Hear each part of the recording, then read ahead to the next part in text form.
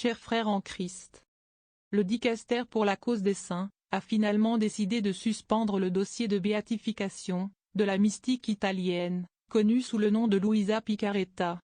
En effet, le 24 janvier dernier, Monseigneur Benoît Bertrand, évêque de Mende et président de la commission doctrinale de l'épiscopat en France, a envoyé une lettre à ses confrères pour leur faire part de la décision du Vatican concernant l'examen du dossier d'ouverture de la cause en béatification de cette dernière. Pour rappel, ce dossier avait été ouvert en 1994 par l'archevêque de Trani, Monseigneur Giovanni. 30 ans après, il est suspendu. La mystique italienne ne sera pas béatifiée ni canonisée. Ceci, sans préjuger de la conduite exemplaire de la vie et de l'exercice des vertus de Luisa Piccarreta, écrit l'évêque de Mende. Celte mystique, qui est désormais surnommée messagère de la divine volonté, a laissé beaucoup d'écrits, qui, dès 1938, soulevaient déjà des problèmes doctrinaux. L'ouverture de sa cause en béatification en 1992, a cependant suscité depuis quelques années un regain d'intérêt chez nombre de fidèles. Luisa Piccarreta est née en 1865 dans la province de Bari, dans le sud de l'Italie.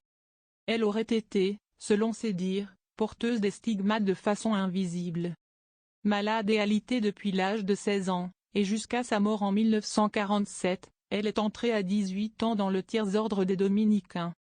À partir de 1891, à la demande de son directeur spirituel de l'époque, elle a commencé à rédiger un journal relatant ses expériences mystiques. Elle a cessé ses écrits sur l'ordre de son confesseur en 1938, à la suite de la mise à l'index de ses 3 premiers volumes par le Saint-Office.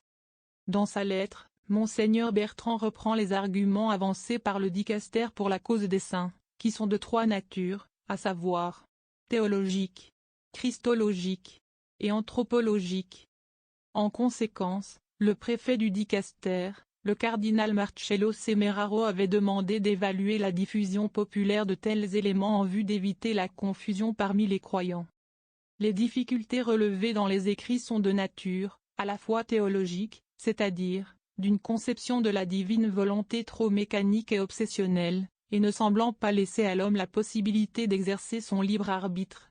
Christologique, c'est-à-dire, d'une doctrine de la réparation et de la spiritualité victimale, et n'intégrant pas le primat de l'amour miséricordieux, immérité et inconditionnel de Dieu. Ceci risquant d'annuler, ou de relativiser, l'offrande libre et gratuite, du Rédempteur. Mais aussi anthropologique.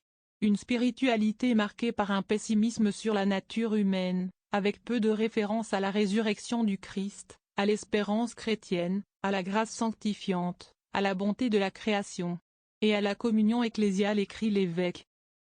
Ô Marie conçue sans péché, priez pour nous, qui avons recours à vous.